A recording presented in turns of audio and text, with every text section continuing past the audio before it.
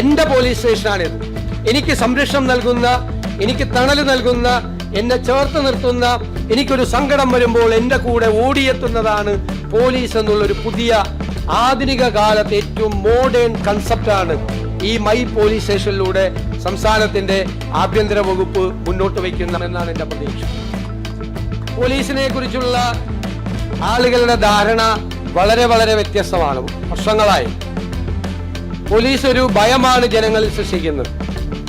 പഴയ മലയാള സിനിമകളിലെ ഹേഡ് കുട്ടമ്പിള്ള എന്നൊരു കഥാപാത്രമുണ്ട്. സ്ഥിരം ടിപ്പിക്കൽ കഥാപാത്രമാണ്. റോട്ടിൽ ഈ ഏട് കുട്ടമ്പിള്ള ഇറങ്ങിയാൽ അന്ന് ഹാഫ് നിക്കറാണ് അന്ന് ഉള്ളത്. ആ നിക്കറുമായിട്ട് വലിയ കൊമ്പം മീശയൊക്കെ പിരിച്ച് ഏട് കുട്ടമ്പിള്ള ഇറങ്ങുമ്പോഴേക്കും റോഡിലരികിൽ നിൽക്കുന്ന ആളുകളെല്ലാം ഓടി അകത്ത് വീട്ടിൽ കയറി എല്ലാ ഡോറടയ്ക്കും. അങ്ങനെ ഒരു ആളുകളുടെ പേടി സ്വപ്നമായിട്ടാണ് പോലീസിനെ പഴയ കാലത്തിൽ നമ്മുടെ ചെറുപ്പത്തിലെല്ലാം സിനിമകളിലൂടെയെല്ലാം അവതരിപ്പിച്ചിരുന്നത്. അതിൽ നിന്നെല്ലാം മാറി പോലീസ് ഒരു സുഹൃത്താണ്.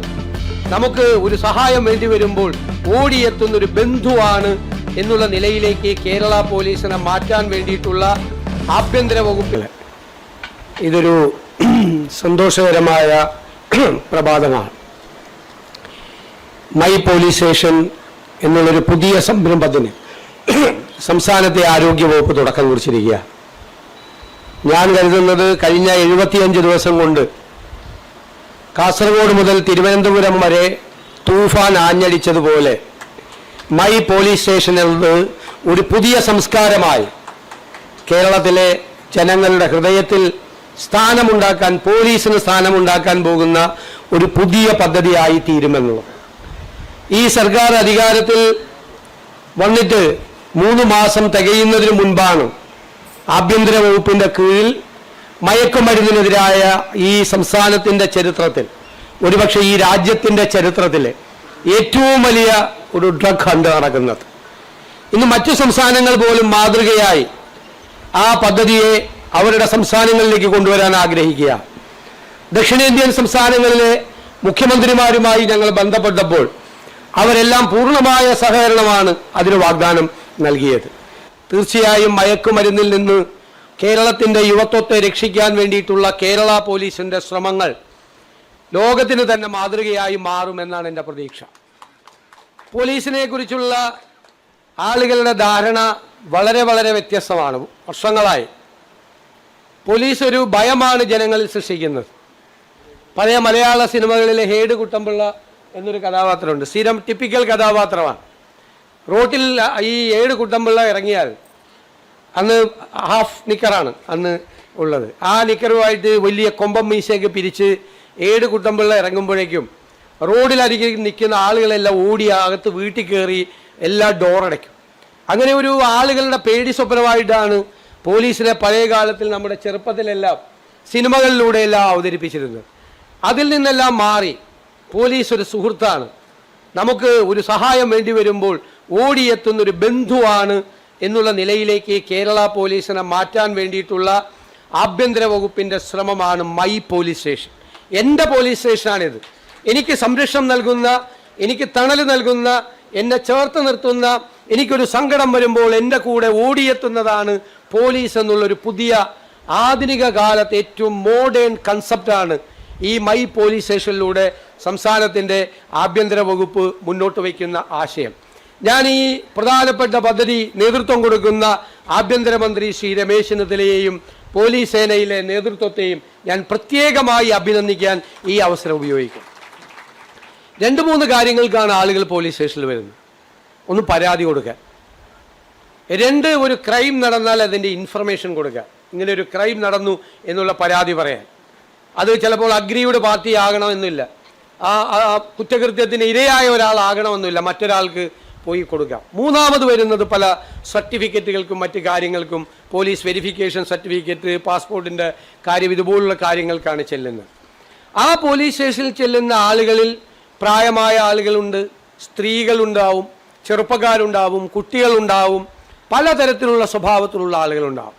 ആദ്യം മൈ പോലീസ് സ്റ്റേഷനാണെന്നുള്ള ധാരണ വരണമെങ്കിൽ അവരോട് സൗമ്യമായും സ്നേഹമായും ഇടപെടണം. പോലീസിൽ പരാതി കൊടുക്കാൻ ഒരാൾ ചെല്ലുമ്പോൾ ഇവിടെ നിന്ന് എനിക്കൊരു നീതി കിട്ടും എന്നുള്ളൊരു ബോധ്യം അവർക്കുണ്ടാക്കണം. ചിലപ്പോൾ എല്ലാ കേസുകളും നമുക്ക് പൂർണ്ണമായി കാര്യങ്ങൾ ചെയ്യാൻ പറ്റില്ല. വരുന്ന കാര്യങ്ങൾ മുഴുവൻ പൂർണ്ണമായി ശരിയാകണമെന്നില്ല.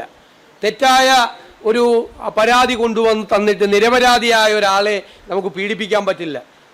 അപ്പോൾ അന്വേഷണത്തിലാണ് നമ്മൾ കാര്യങ്ങൾ തെളിയുന്നത്. പക്ഷേ സ്റ്റേഷനിൽ വരുമ്പോഴുള്ള ആ പെരുമാറ്റമാണ് ഏറ്റവും പ്രധാനം പോലീസ് സ്റ്റേഷൻ ഉണ്ടാകണം. പക്ഷെ പോലീസിനോട് ഒരു ഭയം ഉണ്ടാകണം. എന്താണ് ഭയം? ഞാനൊരു കുറ്റകൃത്യം ചെയ്താൽ പോലീസ് അത് അന്വേഷിച്ച് കണ്ടുപിടിക്കും, എന്നെ നിയമത്തിൻ്റെ മുന്നിൽ കൊണ്ടുവരും. അത്ര ശക്തമാണ് പോലീസ് എന്നുള്ളതാണ്. ആ ഭയമാണ് കുറ്റവാളികളുടെ മനസ്സിലും കുറ്റം ചെയ്യാനുള്ളവരുടെ മനസ്സിലുണ്ടാകുന്നത്. പോലീസിനൊരു ഡിറ്ററൻറ്റ് ഫാക്ടറുണ്ട്. അതാണ് പോലീസ്. അല്ലാതെ പോലീസ് സേനയുടെ അംഗബലം കൊണ്ടല്ല ആളുകൾ പേടിക്കുന്നത്. പോലീസ് ഒരു കുറ്റകൃത്യം ചെയ്തില്ല, ഒരുപാട് പേര് കുറ്റകൃത്യം ചെയ്തേനെ. ഇപ്പോൾ കുറ്റകൃത്യം ചെയ്യാതിരിക്കുന്ന ഒരുപാട് പേര് കുറ്റകൃത്യം ചെയ്തേനെ. കുറ്റകൃത്യം ചെയ്യാൻ മനുഷ്യൻ്റെ പരിണാമ ദശയിലൊക്കെ എല്ലാം പ്രേരണയുണ്ട്. സൊസൈറ്റിയായി ജീവിച്ചപ്പോഴാണ് കുറ്റകൃത്യങ്ങൾ കുറഞ്ഞത്. പരസ്പരം സഹായിക്കുകയും സ്നേഹിക്കുകയൊക്കെ ചെയ്തപ്പോഴാണ്. എങ്കിലും ഒരു കുറ്റകൃത്യ വാസനയുണ്ട്. ആ കുറ്റകൃത്യ വാസനയെ ഒരു പരിധിവരെ നിയന്ത്രിക്കുന്നത് ഈ പോലീസ് എന്നുള്ള ഒരു ഡിറ്ററൻറ്റ് ഫാക്ടറാണ്. അതിനെ നിലനിർത്തിക്കൊണ്ട് തന്നെ അന്വേഷിച്ച് കുറ്റകൃത്യങ്ങൾ കണ്ടുപിടിക്കും എന്നത് നിലനിർത്തണം. ഇന്ന് ലോകത്തെല്ലായിടത്തും കുറ്റവാളികൾ തന്നെ വളരെ അഡ്വാൻസ്ഡാണ്. സൈബർ കുറ്റകൃത്യങ്ങൾ വർദ്ധിക്കുകയാണ്. കോടിക്കണക്കിന് രൂപയാണ് ആളുകളുടെ നഷ്ടപ്പെടുന്നത്. ഞാൻ 23 വർഷം മുമ്പ് ഒരു പഠന പര്യടനത്തിനായി അമേരിക്കൻ USA യാത്ര ചെയ്തു. USA ഒരു ഡെൻവർ എന്നുള്ള സ്റ്റേറ്റ് ഉണ്ട്. ഞങ്ങളുടെ ടീം അവിടുത്തെ പോലീസ് ചീഫുമായി ഒരു ഡിസ്കഷൻ നടത്തി. അന്ന് അവിടുത്തെ പോലീസ് ചീഫ് ഞങ്ങളോട് പറഞ്ഞു, സർ, വരാൻ പോകുന്ന ഏറ്റവും വലിയ കുറ്റകൃത്യം എന്ന് പറയുന്നത് വരാതിരിക്കുന്ന കാലത്ത് സൈബർ കുറ്റകൃത്യങ്ങളാണ്. വഴിയിലൊരു കാറിലൊരു പേഴ്സ് കിടന്നാൽ അതിൽ ഡോളർ ഉണ്ടാവും. പക്ഷേ കുറ്റവാളി ഡോളർ എടുക്കാൻ പോകുന്നില്ല, ID കാർഡ് എടുത്തുകൊണ്ട് പോകും. ആ ID കാർഡ് മാനിപ്പുലേറ്റ് ചെയ്ത് നമ്മുടെ ബാങ്കിലുള്ള പണം മുഴുവൻ എടുക്കും. പലതരത്തിൽ അതിനെ മാനിപ്പുലേറ്റ് ചെയ്യും. അതുകൊണ്ട് 24 വർഷം മുമ്പാണ് ഡെൻവറിലെ പോലീസ് ചീഫ് അത് പറഞ്ഞത്. ഇനി വരാനിരിക്കുന്ന നാളുകളിലെ ഏറ്റവും വലിയ കുറ്റകൃത്യം എന്ന് പറയുന്നത് സൈബർ കുറ്റകൃത്യമാണ്. അപ്പോൾ ഈ ആധുനിക സാങ്കേതിക വിദ്യകൾ വികസിക്കുന്നത് അനുസരിച്ച് ആർട്ടിഫിഷ്യൽ ഇൻ്റലിജൻസ് വന്നു, മെഷീൻ ലേണിംഗ് വന്നു, റോബോട്ടിക് ടെക്നോളജി വന്നു, ഒരുപാട് ഫ്യൂച്ചർ ടെക്നോളജികൾ വന്നു. പക്ഷെ നമ്മൾ അറിയേണ്ടത് അതനുസരിച്ച് കുറ്റവാളികൾ ഈ ആധുനികമായ സങ്കേതങ്ങൾ ഉപയോഗിച്ച് കുറ്റകൃത്യങ്ങൾ ചെയ്യുന്നതാണ്. അതനുസരിച്ച് പോലീസിനെ അതിന് റെഡിയാക്കി മാറ്റുക, പോലീസിനെ എക്യുപ്പ് ചെയ്യുക. ഈ ആധുനികമായ സങ്കേതങ്ങൾ ഉപയോഗിച്ചുകൊണ്ട് സൈബർ കുറ്റകൃത്യങ്ങളെ നേരിടാൻ ആധുനികമായ സങ്കേതങ്ങൾ ഉപയോഗിച്ചുകൊണ്ട് കുറ്റകൃത്യങ്ങൾ നടന്നാൽ ആ കുറ്റകൃത്യത്തിൻ്റെ തെളിവുകൾ നശിപ്പിച്ചു കളയാനുള്ള സംവിധാനങ്ങളെല്ലാം ഉണ്ട്. അതിനെ കൗണ്ടർ ചെയ്യാൻ വേണ്ടിയിട്ടുള്ള സംവിധാനം വേണം. നമ്മളൊരു പോലീസ് ആക്ട് ഉണ്ടാക്കി. കോടിയേരി ബാലകൃഷ്ണൻ ഉണ്ടായൊരു സമയത്ത് ഞാനതിൻ്റെ നിയമസഭാ സമിതിയിലെ അംഗമായിരുന്നു. CMK ഹേമേന്ദ്രൻ അന്ന് അതിലുള്ളതാണ്. അതൊരു മികച്ച ആക്റ്റായിട്ട് പിന്നീട് മാറി. ഇന്ത്യയിലെ പല സംസ്ഥാനങ്ങളിലും അവരത് ഇതുപോലെ ഒരു ആക്ട് കൊണ്ടുവന്ന് ചെയ്തത് വളരെ ശ്രമകരമായിട്ടാണ് ഞങ്ങൾ നടത്തിയത്. അന്ന് ഞങ്ങൾ അതിൻ്റെ ഭാഗമായി രാജ്യത്തുടനീളം സന്ദർശിച്ചു. എനിക്കിപ്പോഴും ഓർമ്മയുണ്ട്, ഹൈദരാബാദിലെ പോലീസ് അക്കാഡമി സന്ദർശിച്ചു. അവിടെ ഹൈദരാബാദിൽ ഗ്രേ ഹൗൺസ് എന്ന് പറയുന്ന മാവോയിസ്റ്റുകളെ നേരിടുന്ന ഒരു പ്രസ്ഥാനമുണ്ട്. ഞങ്ങൾ അവരുമായിട്ടൊരു ഇൻട്രാക്ഷൻ നടത്തി. അപ്പോൾ അവരന്ന് പറഞ്ഞത്, ഞങ്ങൾ തുടക്കത്തിൽ അവർ വലിയ അക്രമം നടത്തുന്ന നക്സലുകളാണ്, മാവോയിസ്റ്റുകൾ വലിയ തോതിൽ അക്രമങ്ങൾ നടത്തുന്നവരായിരുന്നു. അവരെ നേരിടാനുണ്ടാക്കിയ പോലീസ് ഫോഴ്സാണ്. അവർ പറഞ്ഞു, ആ പോലീസ് ഫോഴ്സ് ആദ്യം ഉണ്ടാകുമ്പോൾ അവരെക്കാൾ എക്യുപ്ഡാണ് കാടിനകത്തുള്ളവർ.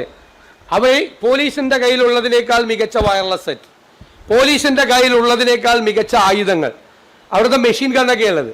ഇവിടെ നമ്മൾ ഓരോ റൗണ്ടും നിറക്കേണ്ട തോക്കുമായിട്ടാണ് പോലീസ് പോകുന്നത്.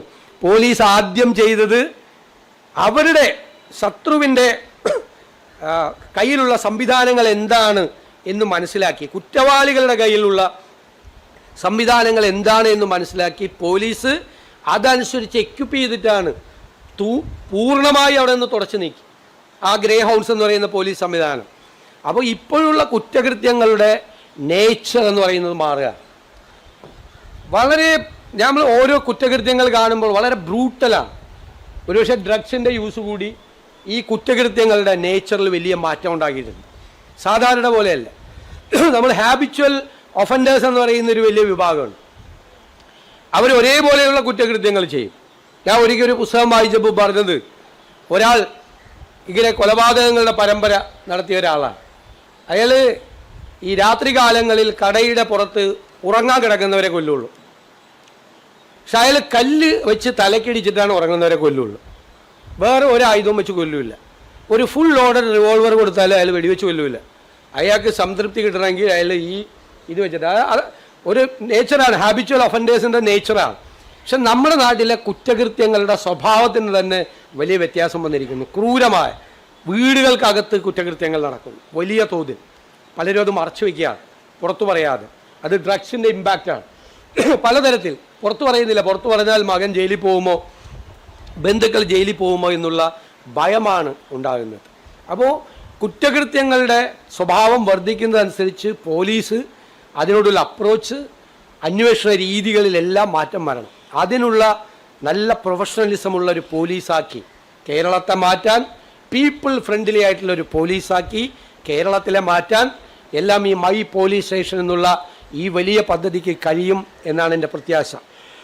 നമ്മൾ ലോകരാജ്യങ്ങളിൽ യാത്ര ചെയ്യുമ്പോൾ നമ്മളൊരു ട്രാഫിക് ഒഫൻസ് നടത്തിയാൽ വളരെ ബഹുമാനത്തോടു കൂടിയാണ് പോലീസ് വന്നു പറയുന്നത്.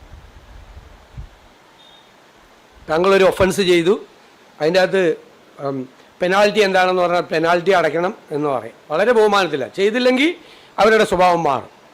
അപ്പോൾ നമുക്കൊരു കുറ്റവാളികളോടൊന്നും ഉള്ള അർത്ഥത്തിലല്ല ഞാൻ പറയുന്നത്. ഒരു ബന്ധം, ഇത് നമ്മുടെ ആളാണ്, നമുക്ക് വേണ്ടിയിട്ടാണ് പോലീസ് ഉള്ളത്, ഞങ്ങളെ സംരക്ഷിക്കാൻ വേണ്ടിയിട്ടാണ് പോലീസ് ഉള്ളത് എന്നുള്ളൊരു വിശ്വാസം ജനങ്ങളിലേക്ക് എത്തിക്കാൻ ഈ പദ്ധതിക്ക് കഴിയട്ടെ എന്ന് ആശംസിച്ചുകൊണ്ട് മൈ പോലീസ് സ്റ്റേഷൻ എന്ന പദ്ധതി ഞാൻ ഉദ്ഘാടനം ചെയ്തതാണ്.